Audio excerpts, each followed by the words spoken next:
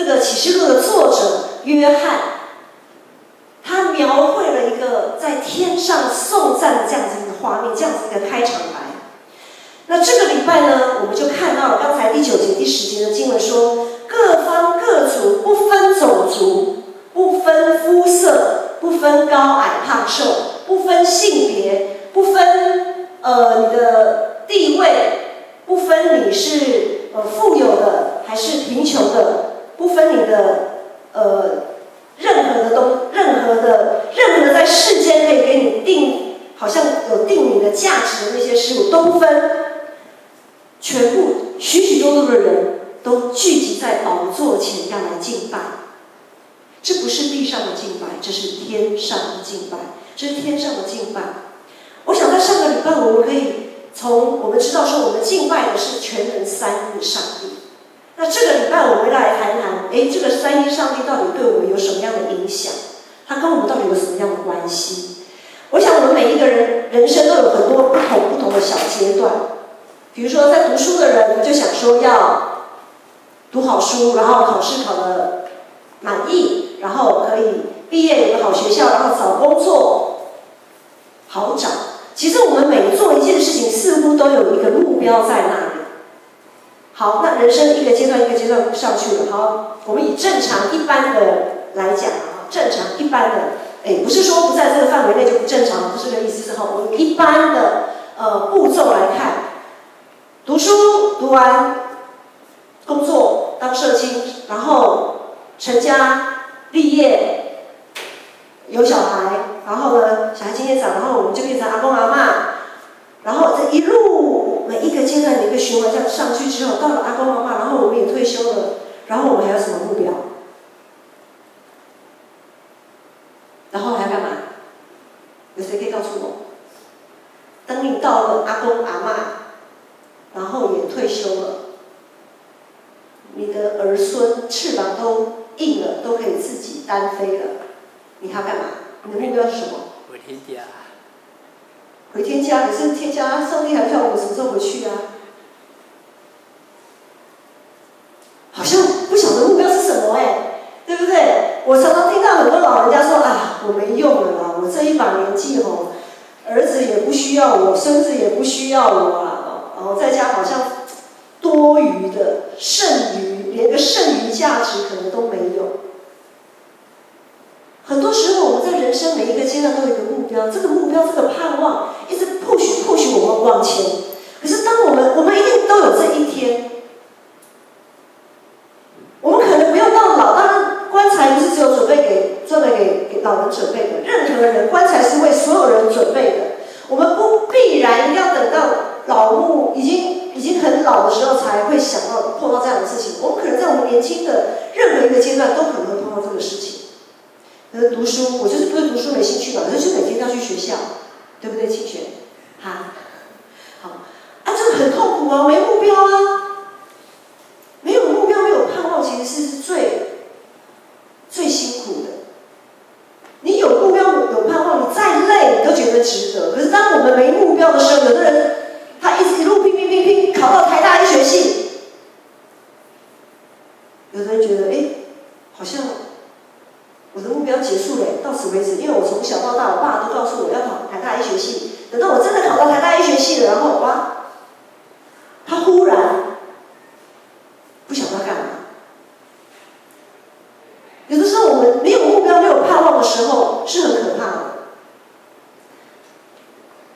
启示录到底给我们什么样的一个目标跟盼望？我们刚刚在这段经文里面，我们也在今天的最近这一阵子的读经祷告、读经的经文进度里，我们会看到，我们有一个新天新地，多么美好的一个盼望在那里。那是我们每一个人，不管你人生走到几岁，不管你人生走到哪里，你都应该要有这样的盼望。而这个盼望应该是一直不断push我们要往这个方向前进的那一个力量。这一些在天上，我们刚刚读的经文，这一些在天上的得胜者，他们通过了最后的那一个关卡，他们通过了最后末日的审判。所以第9节、第10节说，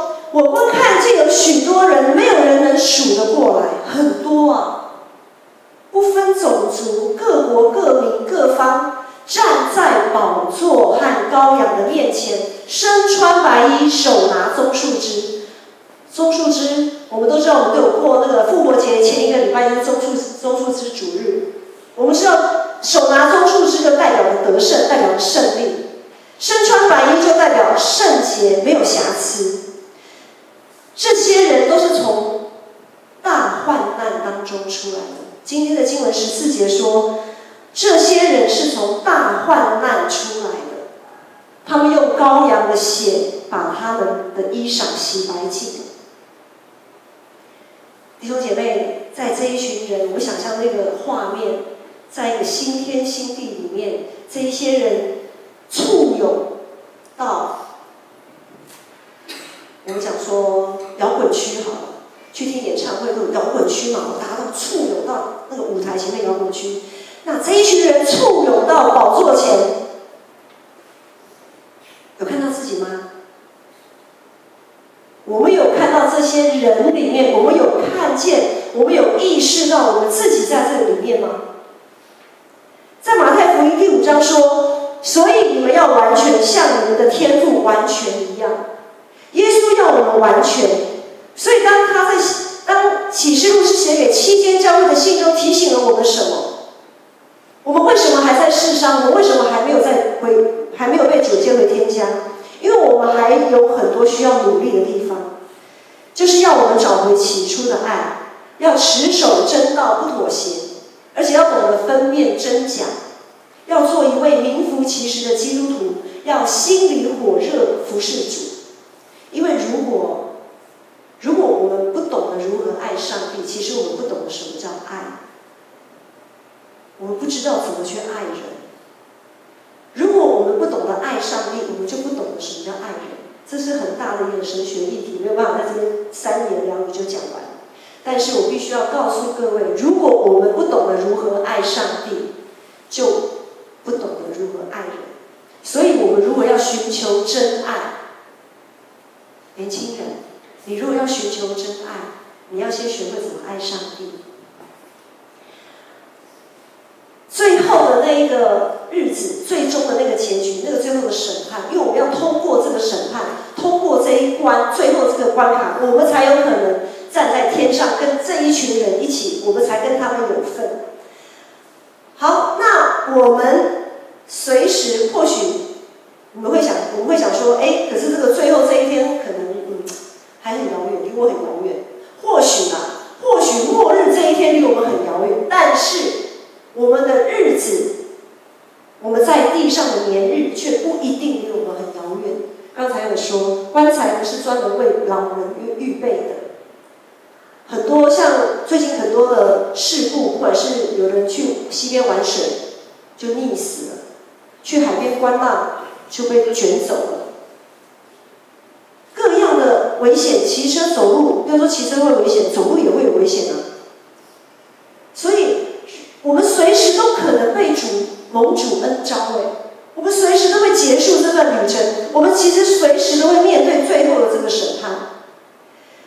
如果我们不平常在平常做预备的时候，当我们面对这个最后的审判的时候，我们真的会站立不住。最近刚刚有报告说篮球队嘛，上个礼拜我们也有全教会的那个趣味篮球竞赛这样子。那篮球队我们都到建成有建成1队、2队啊，你平常有在练习吗？人家屋内的泰雅尔族每个礼拜都在练习哦。然后你们这些是不是大咖？马上就见真章哦！你们还可以有机会准备。我告诉你们，你们不要笑，牧师也很抓雷蛋，因为呢，下个礼拜听说有女子篮球队，然后就有一个弟兄跟我讲说，牧师，你身高我观察下来，你的身高是最高的，你是当家中锋。我想说，别闹了，当家中锋，我还需要那个跳舞的弹簧腿才行的。好。就是平常他们没有在练嘛，牧师平常在干嘛？就是看房，就是走路啊，一直要看书，看很多那个圣经啊、神学书籍啊，都是错的。哪有什么机会锻炼体力啊？然后我说别闹，什么当家中锋，我在那边拉拉队还差不多。重点是什么？你突然来一个篮球队，我就不行了啦！你要我参加篮球比赛，想当初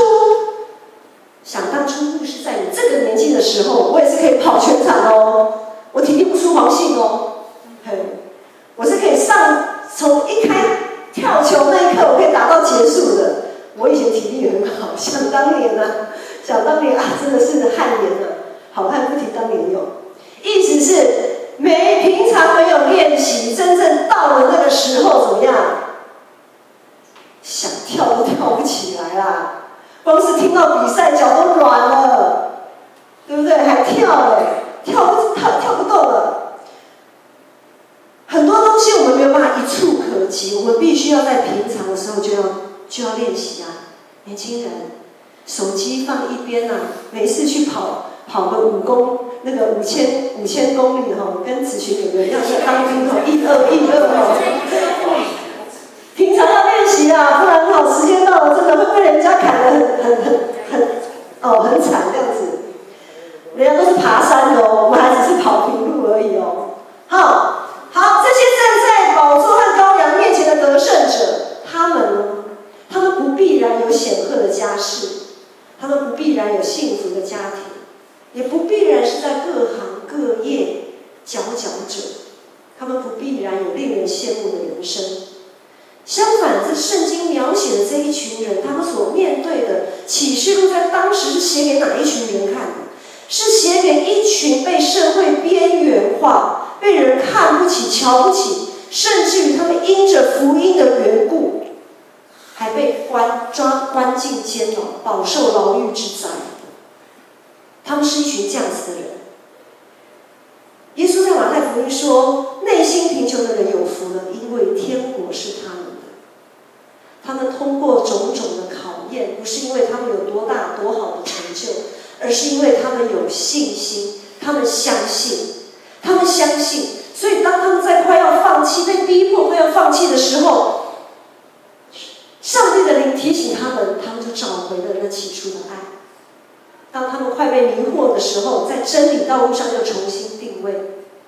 当他们抬不起头，在人生的路上抬不起头，一直被人家穷追猛打的时候，他们仍然可以用他们坚毅的生命力为主做见证。他们通过这样子种种的考验，他们在世上虽然被世人瞧不起，但是他们却是一位名副其实的基督徒，继续跟随主。我们从第2章启示录的第2章、第3章会发现，上帝给7间教会的那些提醒跟责备。首先，第1间教会就是以弗所教会，这是我们大家都只要是有读过的啦，有读过启示录的，大家都很耳熟能详。上帝对以弗所教会的第一个责备就是要找回起初的爱。上帝说他们失落了起初的爱。所谓失落，就是本来其实是有的，可是后来不见了。就是他们本来也是尽心尽性尽意爱主，他们的上帝也爱人如己，也彼此相爱 ，OK， 非常的棒。但是呢，不知道从哪时候开始，这样子的爱就渐渐的冷淡。我们现在在台湾，其实有许多的诱惑，也会让我们像温水青蛙，像他们不晓得从何时开始失落了起初的爱。让我们无法从一而终让我们无法从一而终，变成不冷不热的基督徒。比如说，我们对物质，现在因为非常的商业，特别是都会区，商业发达，看出去都是哇漂亮漂亮，好吃好吃，精致精致。成品，我们这边应该最有感啦，对不对？成品新开幕的话，一栋一栋的百货公司。还有很多人是工作狂，不断的工作，特别是许多网络夸大不实的消息，也常常让我们基督徒搞不清方向。我们会在网络上发现很多讲道篇，很多一些学者也好，他自称为学者，或者是一些不知道从哪里来的一些有关于他们叫做圣经上的信息。可是，当我们去检视，发现他们根本就不符合真理。可是，因为他们讲的非常的似是而非，所以如果我们平常在真理上没有办法扎根的时候，我们就无法去分辨，我们无法分辨哪些是真的，哪些是假的。就像现在很多网络消息啊，你有知识的人不见得会分辨真假，有智慧的人也有可能会被欺骗。乱窜这些网络消息，所以网络在网络里面充斥着什么？网络充斥着欺骗，充斥着色情、毁谤，还有所有可能杀人的可怕陷阱，都在网络里面。网络应该是这个时代在信仰上最大的迫害之一。当我们决志跟随基督的那一刻，相信我们每个人的信仰，其实在那一时刻都是很认真的。当我们决定要信耶稣的时候，或者是当我们受洗的时候，可能还糊里糊涂，但没关系。但是当我们跟耶稣相遇，你立志要跟随他的时候，我相信我们都是认真的。但是呢，我们如今是不是还仍然有这样子的一个认真、这样子的热情，继续跟随我们的主？我们要用什么来判准？我们用马太福音，用耶稣的教导，用耶稣在金钱上的教导来判准我们与主的关系。因为耶稣在金钱上的教导非常的明确，也让我们非常的明白。我先来说马太福音第6章19到21节，他说不要为自己积攒财宝在地上，地上有虫子咬，能锈坏，也有贼挖窟窿来偷。只要积攒财宝在天上，天上没有虫子咬，不能锈坏，也没有贼挖窟窿来偷。最后一句很重要哦，因为你的财宝在哪里，你的心就在哪里。因为你的财宝在哪里，你的心就在哪里。很清楚了吧？好，耶稣教导很清楚了。好，接着耶稣又说，一个人不能侍奉两个主，不是恶这个爱那个，就是重这个轻那个。你们不能又侍奉上帝，又侍奉金钱。讲白话一点，就是侍奉。圣经上就说马门啊，马门就是财力的意思，就是金钱。所以耶稣的教导告诉我们，我们不能又侍奉上帝，又看重上帝，同时又看重金钱。别骗了，不要骗自己了。就算我们可以骗得了自己，我们也骗不过上帝。好，要听进耶稣的教导真的不容易哦。耶稣的话听起来好像很容易，就这样嘛，好。可是其实做起来真的不容易。耶稣的门徒彼得就在这个世上责备耶稣。发生什么事呢？有一次，耶稣带着他的门徒，然后到一个地方，那个时候彼得就宣认耶稣是基督，说我知道，彼得说我知道你是基督，你是永生上帝的儿子。哇，彼得非常大有信心的做这样的宣告。然后呢，耶稣就跟他们说，我将来不多久，我要被钉在十字架上，所有的有权贵的人都要把我处死，我要受难。哇，这个时候彼得一听，哪有这种事情啊？怎么可能？你是永生上帝的儿子，你是基督，你是救世主，你救世主，你还被钉在十字架上，算哪门子？然后彼得就一听不对劲，他就把耶稣拉到旁边，责备耶稣哦。圣经的描写是责备他，耶稣这个事情绝对不可以临到你身上，就是你绝对这种事情绝对不会临到你身上，你也不要去做这样的事情，就责备他。好大的胆子，彼得居然责备他的老师，他前1分钟才认耶稣是基督，是救世主，是上帝的儿子，后1分钟马上责备他。站在人的软弱，或许我会觉得彼得好贴心哦，哇，彼得真的好爱我，他好爱耶稣哦，他不让耶稣去受死。可是耶稣，他却说什么？他却跟彼得说：“撒旦，离开！因为你是绊我脚的，你不体贴上帝的意思，你只体贴人的意思。”哇，耶稣的责备很严厉哦。我们常常会被很多东西引诱，让我们离开上帝。可是这个时候，耶稣给我们的典范就是要坚决的否定、责备，甚至于责备那个声音。撒旦，你给我退开！我今天就是要去死，我就是要去走这条路。你不要想要影响我的心智，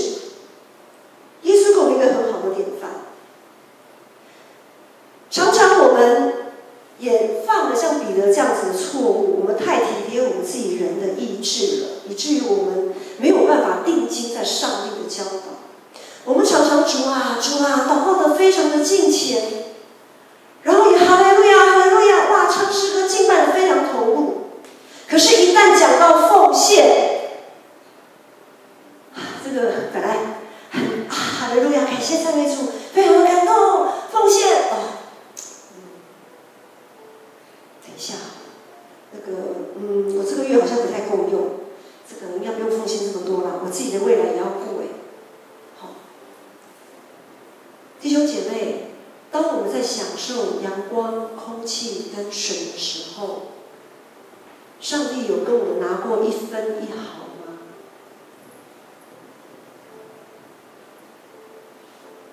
如果天上的飞鸟、地上的百合花不种也不收，上帝都养育他们，也给他们美好的装饰。我们可以想象，其实上帝给我们的比我们所想象的还要多因为我们可以积攒财宝在天上。这永恒的财宝，不用怕被虫子蛀坏，不用怕金融海啸，更不用管什么中美贸易大战。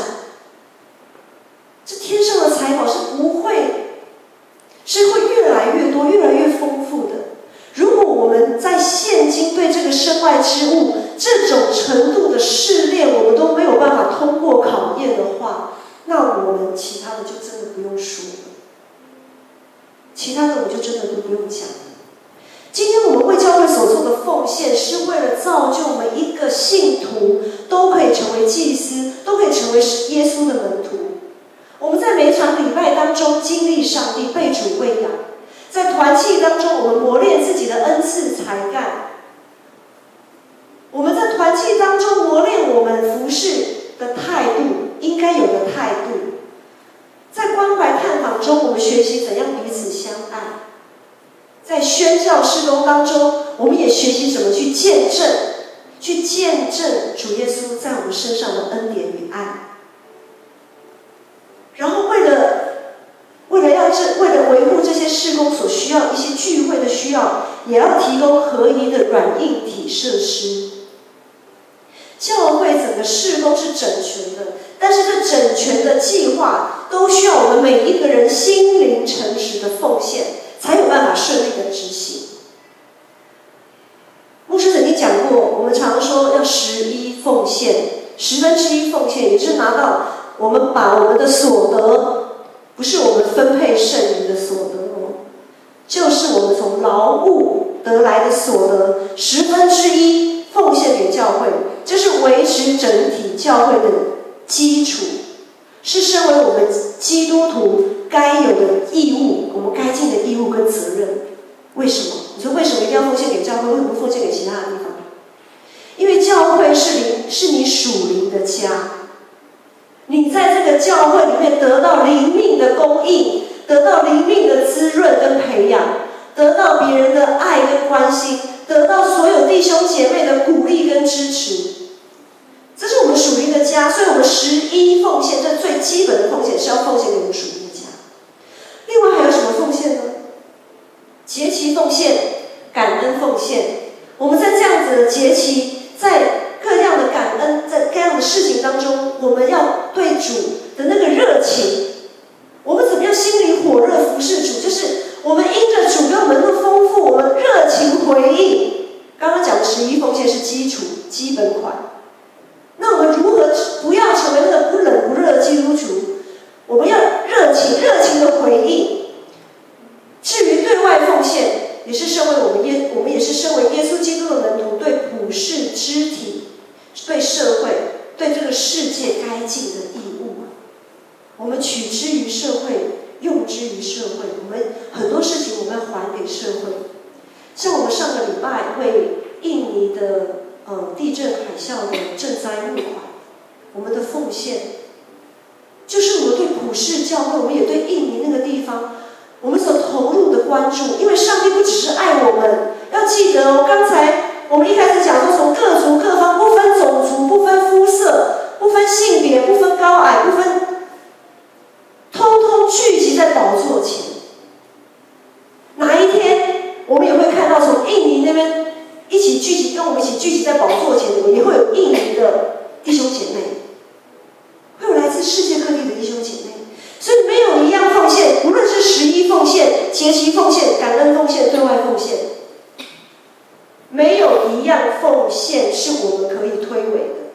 也没有一样奉献是我们该被我们忽略的。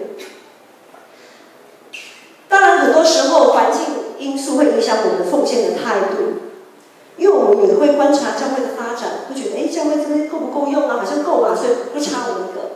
或者是说啊，这个事工，我觉得不好，不满意，我不想为这个事工奉献，所以我不要奉献太多。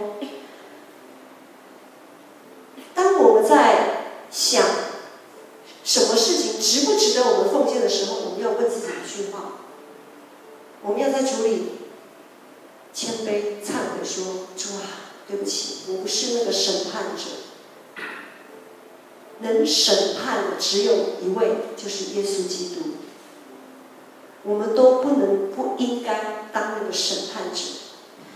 当我们面对坐在宝座上的羔羊，他不会问你对某人某事的看法。别人做不好，那是他跟上帝的关系出了问题，但是千万不要因着他的问题影响到我们自己对上帝火热的心，影响到我们自己爱人的心。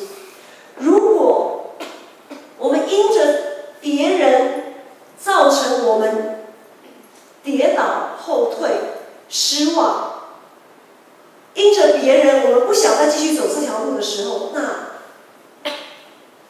还记得刚刚一开始那个画面吗？站在宝座上羔羊面前那些千千万万的人，那里面可能就没有我们的身影。个人的工程要自己承担，每一个人都得自己跟主面对面。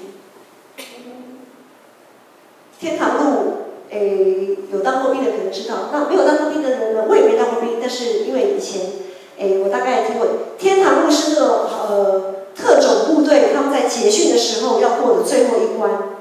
啊，你们如果不知道，可以 Google 一下天堂路，不是现在 Google 啦，礼拜几的时候可以 Google 天堂路到底怎么回事。我是看那个军教片然后知道的啦。所以如果不是那么的符合事实，但是也不离8、9不离10这样。好，他就是说有一条，比如说好像这样子的一个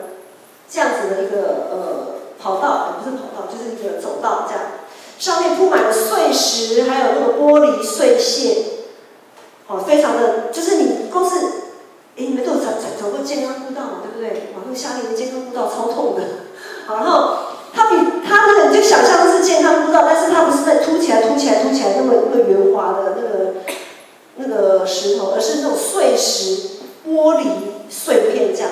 然后那些蛙人部队啊，那些特种部队要结训的时候，就一定要通过那个，他怎么通过呢？一开始要来一个360度的翻身，翻过来又匍匐前进这样子。那是流血流泪的一条道路。信仰的旅程其实就好像在走天堂路一样，常常让人不敢直视，想要放弃，不想再往前。就好像刚才讲到的奉献，奉献如果你拿出来是会淌血的，那个就是真的是奉献，就像寡妇的2个小钱。信仰的旅程就像爬天堂路，是血泪交织的。但是爱我们的上帝却将那美好的盼望，那新天新地放在我们眼前。若我们现在所经历的痛苦有多真实，这个盼望就会有多真实。在启示录第2、3章，我不晓得最近这个礼拜如果有跟着读经进度，会读到7间教会里面，上帝给这7间教会也是给众教会的一些提醒跟责备，但是在最后都会有一个盼望在那里。牧师选一些盼望，念给大家听。上帝说：“得胜的，我必将上帝乐园中生命树的果子赐给他吃。得胜的，必不受第2次死的害。得胜的，必要这样穿上白衣，我也不从生命册子上抹去他的名。得胜的，我要赐他在我宝座上与我同坐。”要成为得胜者，就要从最基本的奉献做起，因为你的财宝在哪里，心就在哪里。信仰是一场肉搏战，但是宝座上的羔羊必牧养我们，领我们到生命的水源。上帝也会擦去我们一切的眼泪，这个眼泪是得胜的眼泪，是得胜的眼泪。从上帝写给7间教会的信中，我们看见他的提醒跟责备，看见他的安慰跟鼓励。即使我们失去了起初的爱，即使我们失去了对他人的爱，他仍然爱我们，他仍然透过圣经不断的在跟我们讲话，不断的给我们机会，他仍然将生命的道路赐给我们。我们的主是在旷野中为我们开道路，在江河中，在沙漠中为我们开江河的主。他不会撇弃我们，也不会丢下我们。他是永恒的真光，是生命的源头。他不轻看我们的眼泪，他会挪去我们一切的羞愧。或许在现在，在今天，我们会觉得我们愧对于主。我们在许多的事上，我们常常亏欠我们的上帝。但是今天上帝说，他不轻看我们的眼泪，他也会擦去我们一切的羞愧，他会擦去我们一切的羞愧。我们一起起立来唱这首诗歌。在主的宝座前，我们都不再羞愧。在你宝座前，是我早生出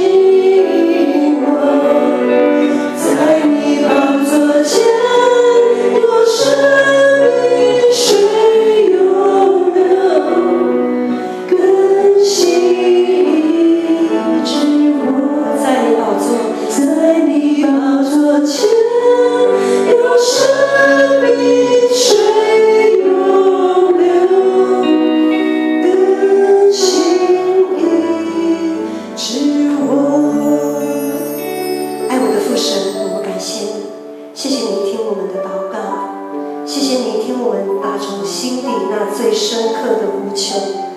主啊，主啊，谢谢你赏赐我们每一个人生命的活水，让我们都可以在这个世上满有盼望，成为信仰上的得胜者。愿主耶稣基督的恩惠、天父上帝的慈爱、圣灵的感动与帮助与你